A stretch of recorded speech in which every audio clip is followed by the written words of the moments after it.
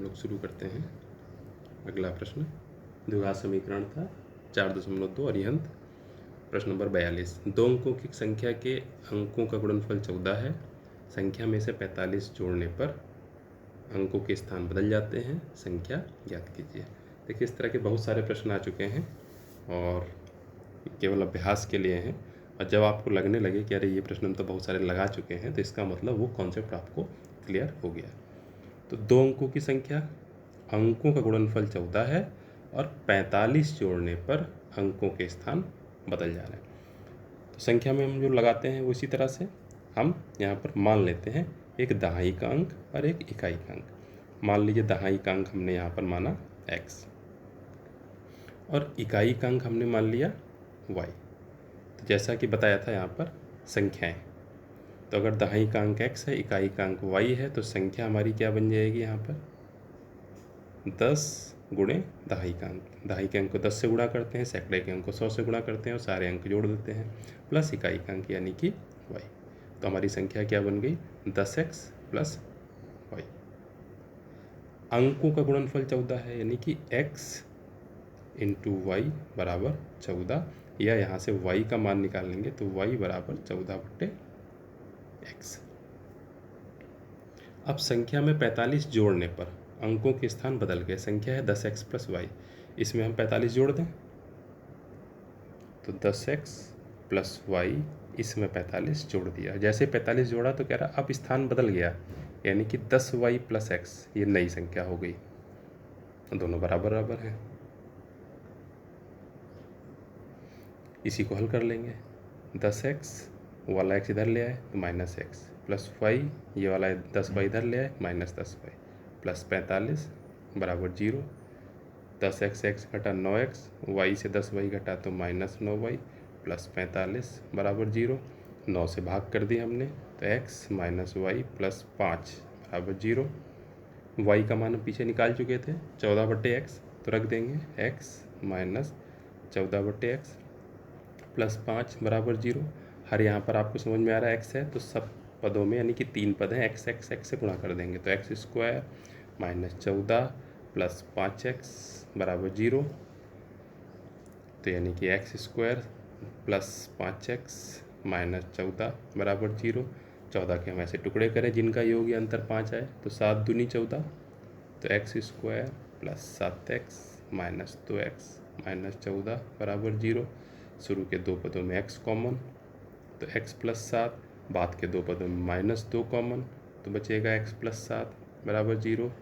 तो x plus 7 हमारा common, तो बचेगा x माइनस 2 बराबर 0। और x माइनस, अगर पहला ब्रैकेट यहाँ पर 0 होता है तो आ जाएगा x का मान माइनस 7, दूसरा ब्रैकेट 0 होने से x का मान 2। माइनस में गिनतियाँ हो नहीं सकती, इसलिए x का मान हमारा जो है 2 आएगा। तो y का मान क्या आएगा 14/x था, यानी कि x मतलब 2, तो 14/2 मतलब 7। तो y का मान 7, x का मान 2, हमारी संख्या क्या बन जाएगी, संख्या हमारी क्या थी 10x प्लस वाई, यानी कि 10 इंटू 2 प्लस 7, यानी कि 20 प्लस 7 बराबर 27। तो संख्या हमारी हो गई 27। तो इस तरह से है। तो संख्या वाले प्रश्न जितने भी हैं ये इसी तरह से लगेंगे। बस ये हमको कॉन्सेप्ट ध्यान रखना है संख्या वाले प्रश्नों में कि संख्या बनती कैसे है। जैसे मान लीजिए सैकड़े का अंक है 5, दहाई का अंक है 2, इकाई का अंक है 3, तो क्या होगा सैकड़े को 100 से गुणा कर दें, दहाई को हम 10 से गुणा कर दें और इकाई को किसी से नहीं मतलब 1 से गुणा कर दें और तीनों को हम जोड़ दें, तो ये हमारा बन जाता है 100 इंटू 5 यानी 500 प्लस 10 इंटू 2 यानी 20 प्लस 1 इंटू 3 यानी 3, 500 प्लस 20 प्लस 3, ये बन जाएगा हमारा 523। तो ये संख्या बनी, न कि वैसे कि अगर हमें अंक पता है तो सैकड़ा हमने 5 रख दिया, 2 दाएं की जगह 2 रख दिया, इकाई की जगह 3, तो 523। तो संख्या बनती है इस तरह से है गुणा करके। यही कॉन्सेप्ट हमारा यहाँ पर लगना है। फिर हम लोग अगला प्रश्न देखें, आखिरी है इसका। दो अंकों की एक संख्या के अंकों का गुणनफल 18 है। जब 63 घटाते हैं तो संख्या के अंकों के स्थान बदल जाते हैं, संख्या ज्ञात कीजिए। बहुत आसान सा है, जैसा अभी पीछे बताया था कि दहाई का अंक हम मान लें, कुछ भी मान लें, मान लिया हमने x, इकाई का अंक हम कुछ मान लें, मान लो y, तो हमारी संख्या क्या बनी इस तरह से करके,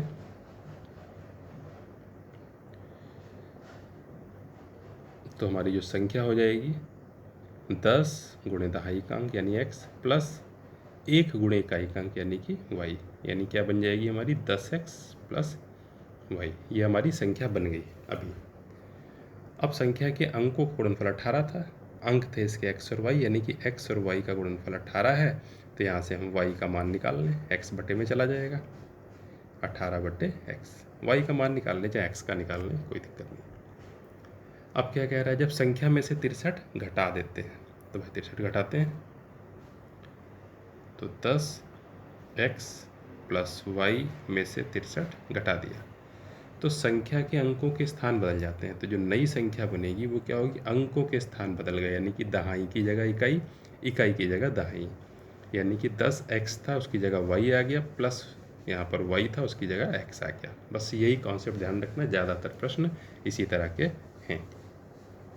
हल कर लेंगे इसको वैसे ही, ये x इधर जाएगा, तो 10x minus x plus y minus 10y minus 63 बराबर 0, 10x x घटा देंगे तो 9x, y से 10y घटा देंगे तो यहाँ पर आ जाएगा माइनस 9y माइनस 63 बराबर 0। पूरे समीकरण में 9 से भाग हो रही है तो भाग कर देंगे, तो x माइनस वाई माइनस 9 63 7 बराबर 0। y का मान रख देंगे, y का मान हमने निकाला था 18 बट्टे एक्स, तो x माइनस 18 बट्टे एक्स माइनस 7 बराबर 0, x से गुणा कर दें तो x square minus 18 minus 7x बराबर 0।